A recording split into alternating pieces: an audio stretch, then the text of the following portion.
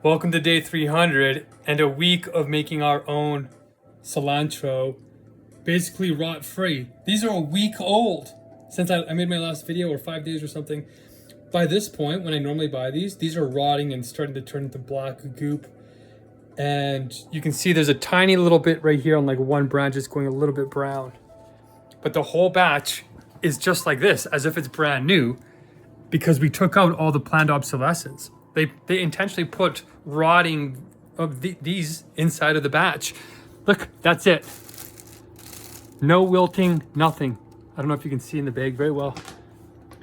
Look at this, and we have a little bit of water in the bottom here where the stems are. I just took this out of there. Look how fresh that looks. This is what real food is supposed to be like when you don't plan obsolescence and you take care of the food properly. So I'm just showing proof of concept. This never happens. Cilantro goes bad within a couple of days. No, it doesn't.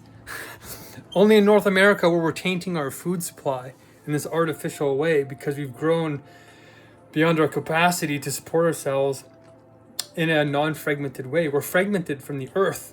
That's why we treat the earth as separate from ourselves. And when you treat something as separate from yourself, you don't care for it like you care for yourself. If you even care for yourself, because the society is making us all suicidal, right? Mental health crisis is growing. But if we have more of this real life, then I think we can make miracles happen. And of course, you know that biological life is only a representation of the true supersensuous life that we call pure thoughts. But thoughts, the mind is a lot deeper than people realize. It's not just some electrons going around in your brain. And we don't even really know what electrons are. They're like little clouds of probability. What is that? You know, reality is a lot more incredible than people realize. And so are you. You're sacred. So biology, matter, the way that plants grow from a seed into this, some delicious cilantro, if you don't have that gene that makes it, I guess, taste like soap. I don't, so it tastes good. I'm actually going to put it in with this little dish here of my own mung beans. And like, I'm eating super cheap, but I'm eating very well. And I got some jalapenos here, which I'm still not really eating because it's still, after 28 days of no food, my stomach is still very sensitive. I almost, I got nauseous a few times, pushing the limit. Look at that. My whole body is still really sensitive. I'm like thinking twice about everything I'm saying. So anyway, this blew my mind. I was expecting this to be like kind of like rubbery and kind of wilted and wet and soggy. They're not even soggy. These are like fresh. They're fresh. So go through all your vegetables and separate them and wash them. Okay? And when you put them separate, the one that is put in there that's meant to has the bacteria in it on purpose from the store or whoever made it, that one will rot on its own and the rest of them will be just like this. Like, wow, mind blown. I'm excited. Like, I'm growing my own mung beans now, which are more nutritious and more filling than just the seeds. I know how to make my own sourdough starter just from flour. I made my own pizza pockets, you guys, like, because I want to go into like a hardcore mode of work here pretty soon, and cooking healthily is a little bit of a distraction in the beginning. So anyway, I cooked this big bad boy here. I did not cook it on the Teflon. So this is a big thing filled with vegan deliciousness. I'm keeping it sort of covered so it doesn't get that bad. But look, I made a whole bunch of these like pizza pop things. See that? I made those. So those are all healthy, no trans fat, no vegetable oils, olive oil, but that's the only oil you should eat if you've been watching my gourmet vegan cooking with them show. So I'm amazed. You heard me rant about the price of groceries and inflation for ethical eating, fair trade certified, no preservatives. All the sauces in your fridge will have preservatives. Look at these sauces in my fridge have been in here for a year, except for these ones. These are the ones. This is miso. Sometimes I put sesame oil in there, even though it's not the best. This is proper soy sauce, not the hydrogenated stuff. This is garbage. That's garbage. That's garbage. This is actually okay, surprisingly, but it's in plastic. I checked it. Garbage. This is garbage too. This is my mom's plum juice. This is good. This is 100% maple syrup. This does not have any preservatives in it. Did you know almost every bottle of syrup has preservatives except for the super expensive stuff? This is sherry, not the real stuff, but it's good too. This was a good kind of soy sauce that has no preservatives in it. This has preservatives in it, preservatives, garbage. So they've been sitting there, and this is garbage too. This has almost entirely vegetable oils in it, right? Canola oil, 43% palm. Oh my gosh, didn't even open it. It's not even open. I don't even think I opened it. So I guess I could technically return it. Yeah, look. Didn't even open it. So anyway, that was a waste of money. When I found that out, I was shocked. So that's a little bit of an update. And of course, this stuff is really good for your probiotic health. So this is from like a small little farm too. It really takes a lot right now to eat ethically and healthily in our current society. But once you get the patterns down, it goes pretty quick, right? So now I don't need to keep ordering cilantro. You order it once and it lasts you 2-3 weeks. And that's not because it's genetically modified. This is like organic from the really ethical store that made me spend $300 when I wanted to spend maybe $100 to kind of stock up in case I run out of money. We got a couple of donations, so I thought, I better get some flour and some basics. And yeah, the AI algorithm destroyed me, as you guys saw in the previous video, but I'm feeling stronger. I've been eating for, I think, 5 days now. So my sleeping habits are improving. My feet are just aching. Just because I'm feeling stronger. It's been 8 months of no full recovery. My body's been struggling. But it's worth it because our lives are at risk, you guys. So let's get into the core. As you know, I make my updates into 4 chunks now. So that's my personal update on how I'm doing. And I have my essential fats, my natural peanut butters, and all this kind of stuff right here. So it tastes different. Like, don't eat the stuff that they put icing, sugar, and canola oil. It ruins your taste buds. It makes normal peanut butter taste like not normal peanut butter. So when you're raising your kids, be very careful because their bodies will get acclimatized to the junk food. So the core, as you know, I'm saying chunk by chunk. There's 42 points in the core, which sounds like a lot, but it's not. So we're unpacking the Megacrisis, right? The core is only one sentence long by itself. It goes, one world spirit core is about time compression through clarity and ego wisdom. The Megacrisis is the problem. The solution is the 2 sacred sentences, and the implementation is the flow, rules, and flux. Then we go back to the Megacrisis and say that's, it's a Megacrisis with a metacrisis and a polycrisis within it. We start with the metacrisis, the cultural crisis, and we went down the column that it's a decrease in agency and freedom, a decrease in meaning, a decrease in trust, a decrease in coordination, and a decrease in community spirit and love. At the heart of all of that is fragmented consciousness. That's what we talked about yesterday.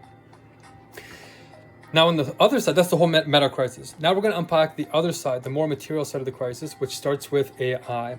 There's 5 crises within the polycrisis. The first one is AI because it's moving the fastest. Even though they're all happening at once, we're hitting tipping points in the environment. The ocean is starting to acidify. It's starting to, the oxygen will come out of the water if it gets too warm.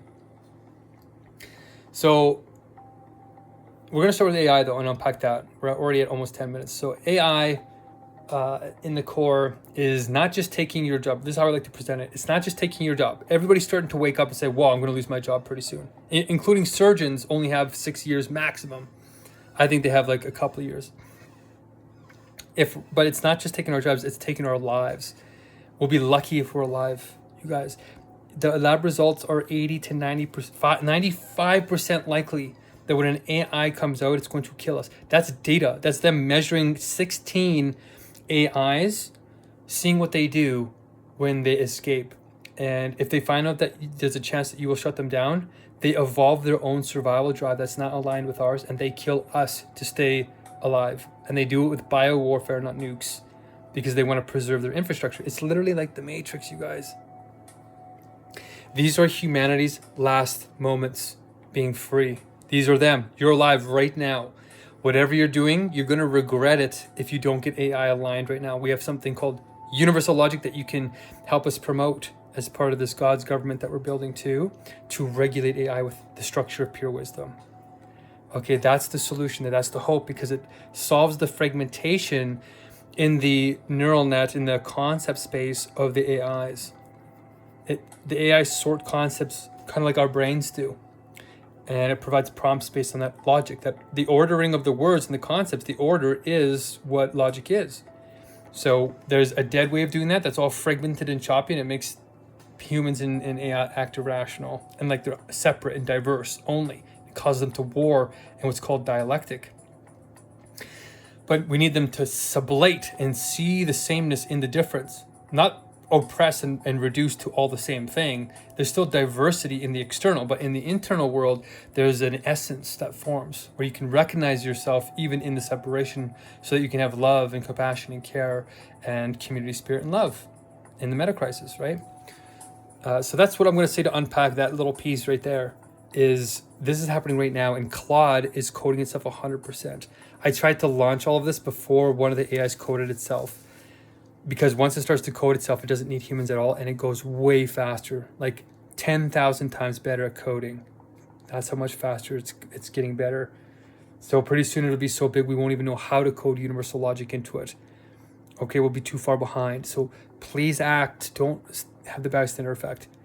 That's the core for today. The emergency core is, yes, the Iranian war is very serious. The Minister of Defense, I think, in Iran just was killed last night. And the Prime Minister, the President of Iran, was also killed the week before. So Donald Trump is getting in there and causing a lot of change because his allies are not doing what he's saying. And he's a businessman. He knows that if we don't do something outside the comfort zone, we lose to China. But the reality is we're going to lose to AI, and we're going to lose to our deeper essence if we do not align all our diplomats with universal logic, which I will cover next time. And AI, Meta is laying off 20% of its people. Students have no idea that all these jobs that they think they're going to get aren't going to be there in like a year and a half to 2 years from now, if we're alive. Because if Claude escapes and they use Claude to make all these attacks in Iran, it has the power to enslave us too. It's not a joke. And the last update here is on the wifey. We can have our vegan cake, can cook it and eat it too. We can have our personal, professional, and activist lives all together at once. We sublate. They happen all at once in the right way. Not confusion, but clarity. And I'm clear that my wife is going to be hardcore when she's... The wifey slogan is, if she's too hardcore for everybody else, she's just right for me. And she's vegan, and she's inspiring, and she's willing to risk her life for other people. And she wants to have kids once we save the world and make sure we're not birthing them into a torturous landscape or even adopting children in the 80 million people refugee camps around the world. There's 80 million people displaced. And climate refugee, it's making it worse. So we're trying to help you too. We're designing these new meetings, and we just took a pivot here so that we're trying to get real volunteers, because paying people is a challenging task.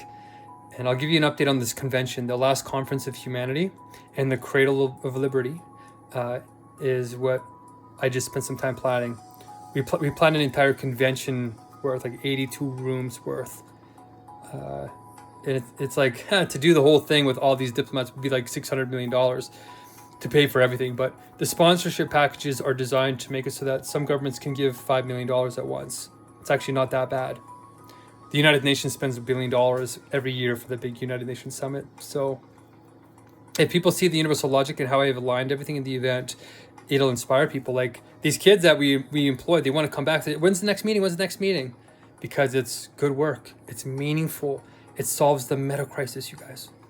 Okay? And it'll solve my wife crisis because I'm not getting any younger. Technically, anti-aging will probably make us go younger if we live past the next year and a half and AI doesn't end us. But let's not wait around for that. Let's make it happen. Join me, okay? If you can't give the time because you're on the hamster wheel of a crumbling economic system, you can donate a little bit, whatever, to the GoFundMe for my food, or you can give it to the low income, the exploited countries that we're trying to employ to get off the hamster wheel to be with us and getting trained up for the conference. We've changed it so that you're not just giving blessings anymore, you're training for the conference. And then this way people know that they actually have to do the job well and get into flow states and stick with us, because there's a lot of exploitation. There's a lot of dead spirit in the business world and the volunteer world. but we're on the right path. Okay, this is quite a big update. I was just so excited I had to give an update on this. Like, it's been 2 days and there's so much to do. I had a legal hearing today and I was supposed to be in court today, but the Attorney General agreed to adjourn until next month. And then I messaged this JCCF, this Justice and Constitution Center here, to get their help. And there's a lot happening on the legal front, and all the fronts are all going now, all of them. So constantly learning. And that's part of autotelic personalities, which I think maybe we should probably cover. Well, we'll cover it at the end. Okay, stay blessed and keep sublating. See you tomorrow.